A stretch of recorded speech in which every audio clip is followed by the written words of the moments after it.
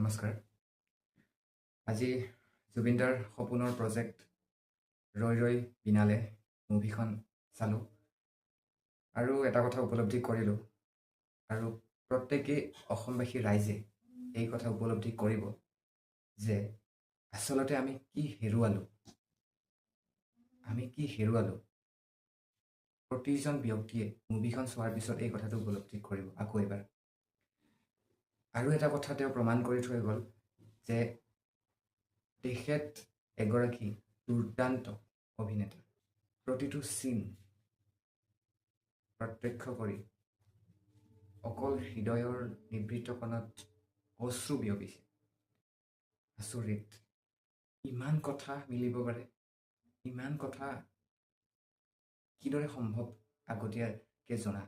সেইকাৰণে আচলতে তেখেতক ঈশ্বৰৰ সন্তান বুলি অভিহিত কৰা হৈছে। সকলোৱে আচলতে মুভিখন চাই অকল অশ্ৰু নিগৰাই ওলাই আহিছে। কি ক'ম আৰু, ভাষা নাই। কিদৰে কেনেকৈ আমাক ইমান নিথৰুৱা কৰি এৰি থৈ গ'ল।